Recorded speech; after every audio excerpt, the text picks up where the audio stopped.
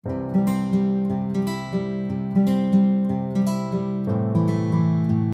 morning. Andito na yung bus. Dumaan na siya. Kaya ano, ayan, magbablog. Hindi na ako nag-vlog habang nag-prepare kami ng ano. Ay, tignan nyo ito. Namulaklak na naman. Ibigay natin sa altar. Ayan o.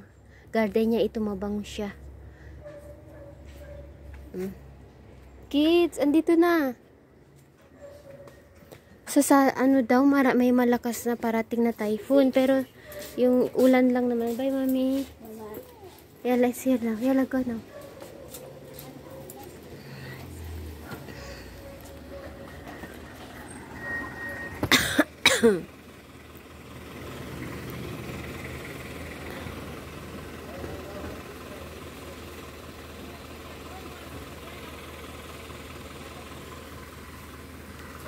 Okay.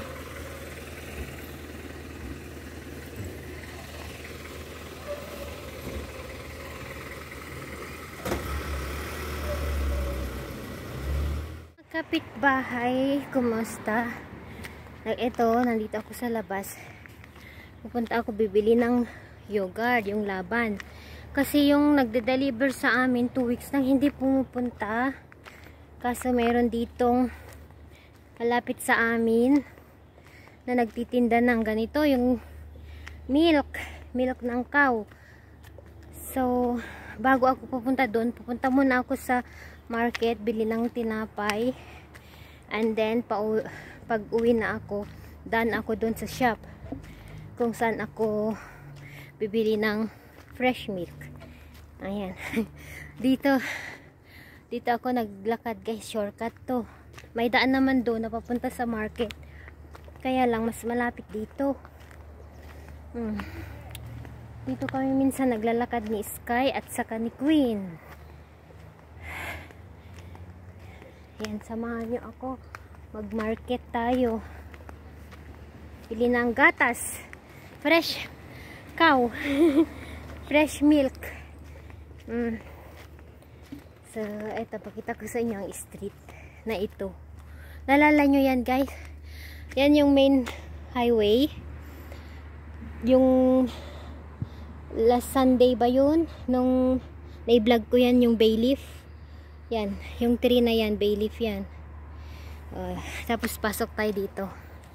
Itong street na to, shortcut. Papunta sa ano, papunta sa market kung saan ako bumibili ng tinapay. Small market siya. Internal ano ito, I mean private road. Walang dumadaan dito na sasakyan. Yung dumadaan lang is yung mga sasakyan na pupunta sa yung may-ari ng mga building na ito. Ito yung shortcut. Bit ko. Ito ay 5 kilos na milk.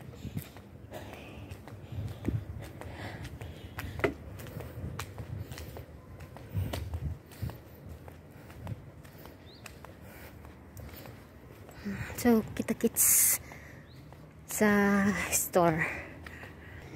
Ito pala ay Atis tree. Ito oh, Atis ito. Walang bunga, ubos na siguro. Ayan. Lucky din. So, ito na yung daan kung saan kami naglalakad ng mga bata. Ito ay main road.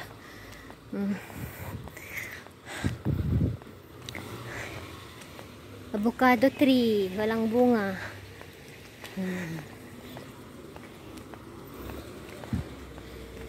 Bili muna ako ng tinapay. Tapos daan na tayo doon. Doon tayo dadaan mamaya. Maglakwatsa tayo. Yan, dito na ako. Bili lang ako ng tinapay. Yan, to na yung main road. Naka-market na ako ng tinapay. And then, ano pa yung binili ko? Rice. Coffee ni Mr. And then, ano pa yun? 2 tinapay. Yun ang binili ko. Tapos doon na tayo. Dito na tayo. Bili tayo ng laban, yung yogurt. Ayan. Maglakad tayo. Ito ang area namin. Yan na yung church. Saan kami nagsisimba? Doon tayo pupunta sa baba ng church. Doon tayo bibili ng yogurt. Yung laban. Fresh milk. Laban ang tawag nila. Pag cream naman, cream cheese, yun yung labne. Medyo matigas na siya. Muntik na sa gasahan. Ito na yung church. So, kita kids. After nito, uwi na ako.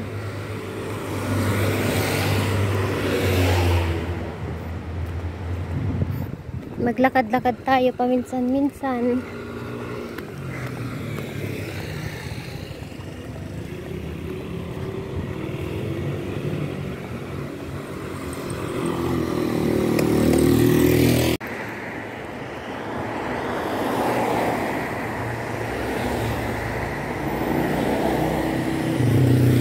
Dito ako bibili, guys. Maraming sasakyan dito. Dito ako bibili ng laban, yung fresh yogurt. Sa street na ito.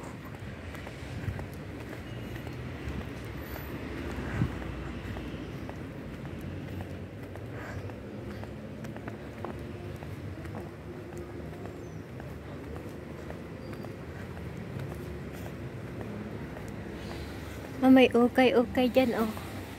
Hukay-hukay, dito tayo bibili. Maliit na shop.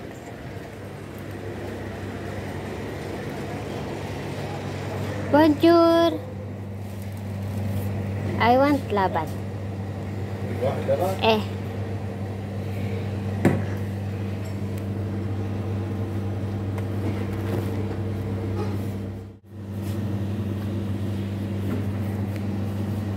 Akon mafi satan. Kasmiye.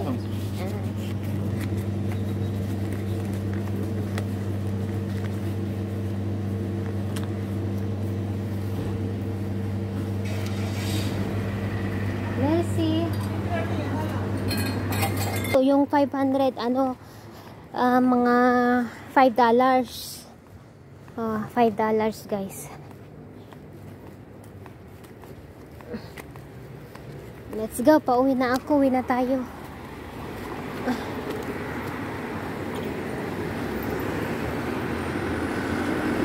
Wala, may matanda doon, oh. Ay, tulungan natin. May matanda, guys. Walang dadaan,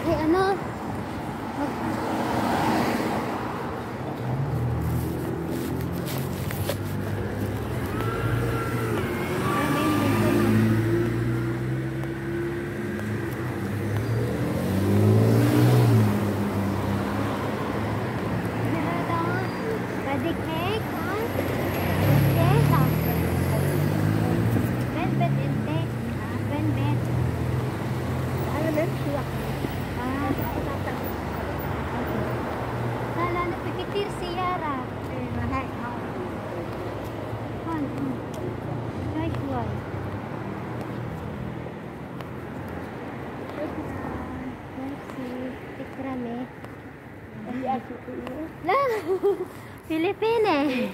Amalik efikiti siyara ho. Ah, okay. Yan. When bet ente? When bet? Ah, okay. Yan. Man. Yan. Naglalakad pala siya. Kaya lang maraming sasakyan kasi dito. Ito palang bahay niya. Yan, pauwi na ako, guys. Huy, nako. Buti na lang may huminto. Yung iba hindi hihinto. Ay, nako. Medyo mabigat itong karga ko. Ayan, oh. Gatas at saka bread. Magpahinga muna tayo. Ayan.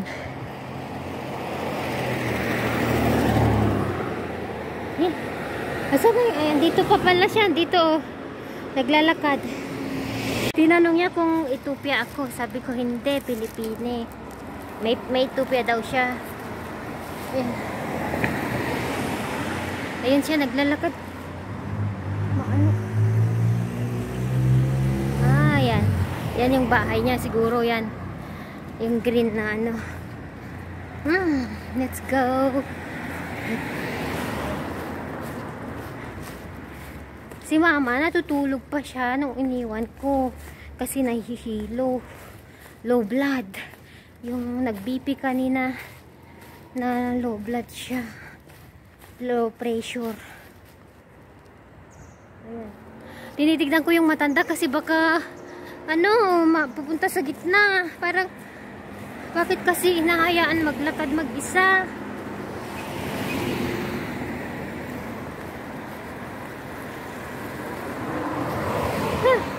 Pahinga tayo, tignan natin kung saan ang bahay niya.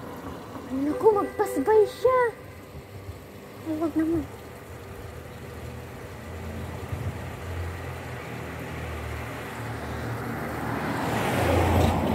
Yan. So, kita-kit sa bahay, guys. Lalakad siya. Dito na ako sa bahay. So, gagawin ko na itong laban. Ito siya. Gawin kong labne, yung Lebanese cream cheese. Ito, pakita ko sa inyo. Yan. Fresh milk ito, ginawa nila. So, gawin ko itong cream cheese, yung labne. Pakita ko sa inyo ang paggawa ng laban. Salt lang ang katapat. Ganyan siya, pakita ko sa inyo. Tapos ilagay dito. Dito, oh. Malinis yan. After ko gagamitin, ini-sterilize ko. Binoboil ko ng tubig para matanggal yung bakterya sa tela. Or lahat na, sabi ni Mr. Siya yan kasi, gusto niya ang laban. Huwag lahat ilagay. 5 kilos ito.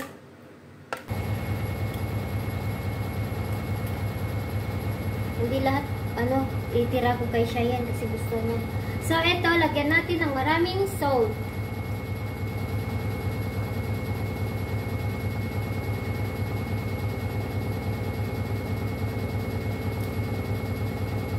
Two, 3, 4, 5, 6, 7, 8. Ayan. Tapos, i-mix natin. Ayan, o. Naghugas ako, ng kamay. I-mix natin ng mabuti para hindi mag-stay yung salt. Ganyan, o.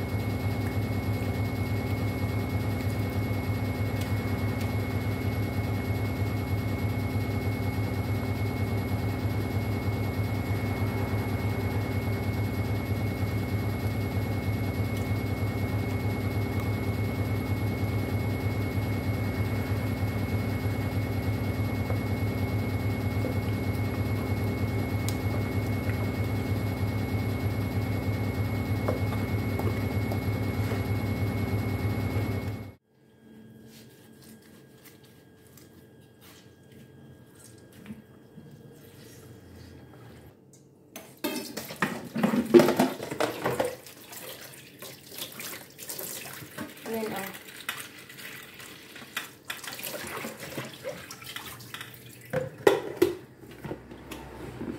Ngayong araw, gawin ko yung pickles na har. Nanda ko na. Ayan na, guys. Tapos na.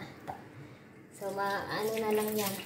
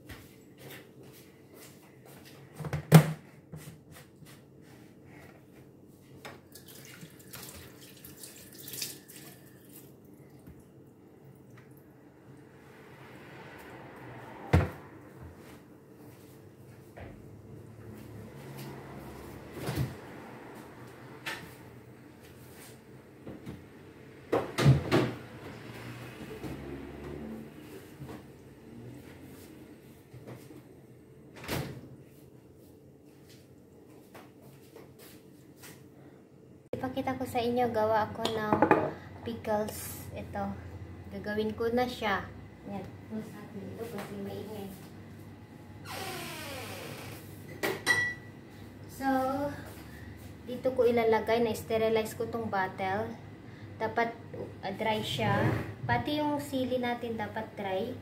Hindi basa na ilagay natin para iwas contamination. Ayan, dry na siya. I-sterilize ko na. Pati yung takip. So, ito yung gagawin nating sili. Ayan, dry na siya. Hindi, nahugasan na din ito. So, ang gagawin natin, pakita ko sa inyo guys, kung paano ako gumawa ng chili pickles. Green pepper. Masarap kasi ito. So, ganyan siya. Naka-ready na ang lahat.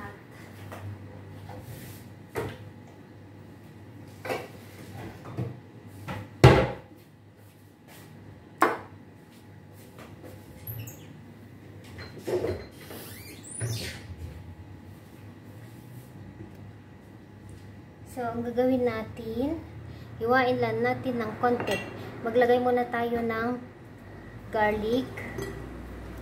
Yan. Tapos, hiwain natin konti. Ganyan, yung chili natin. Tapos, ihilera natin na ganyan.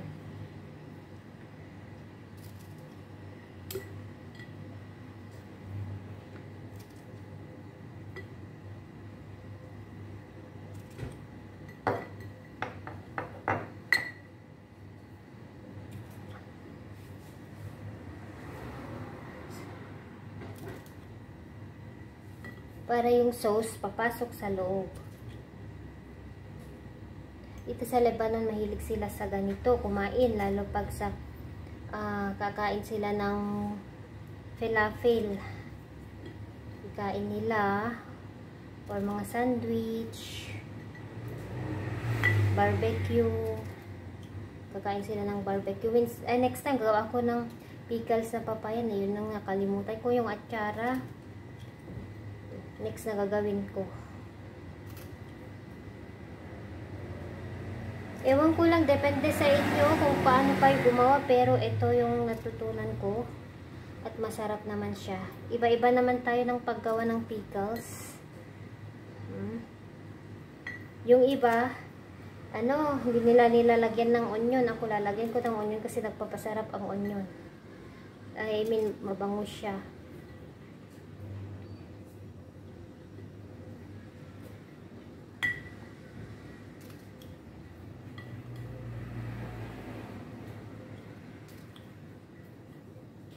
Ng isang pirasong onion dito, isa pang ganyan garlic,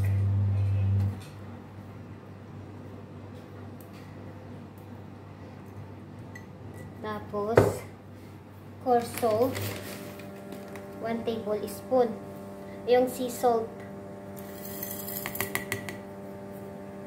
lagyan pa natin.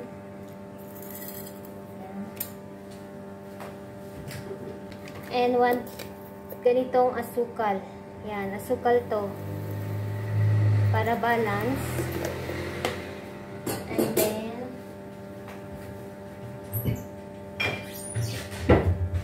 dahil wala akong yung whole pepper, lagyan natin ng konti lang, pampabango dito.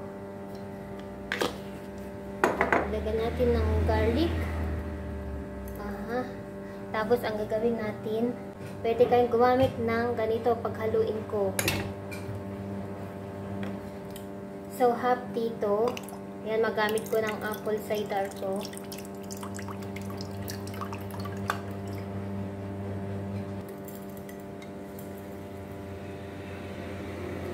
Lagyan natin ng ito. Hindi ko na measurein, basta ganyan na lang. Sa kalahati.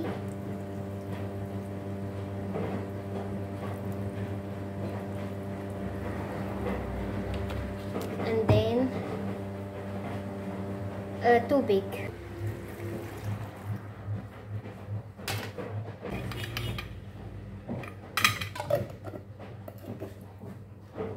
Ayan.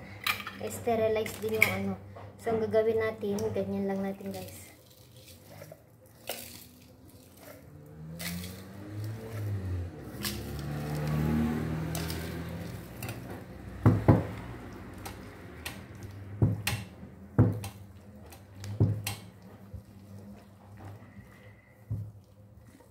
Para ma-melt yung salt. Ma-dissolve pala.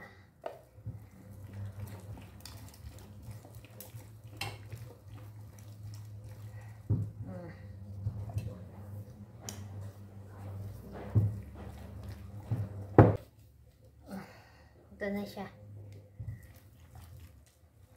Ito na siya guys.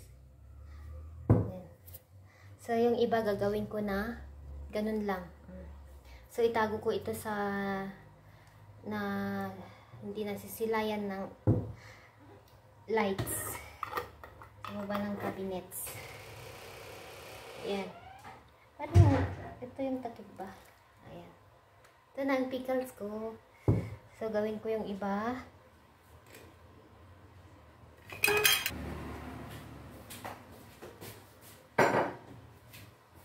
Ayan. Maya ulit guys. Ganun lang. Gawin ko na yung iba. So, naipakita ko na sa inyo. Tapos na ako. Ayan. Lahat ito. Nagawa ko. Ayan. Dami din ano. Itong pinakamalaki. Tapos na. So, ilagay ko dito. Sa ilalim ng cabinet. Ganyan. Okay.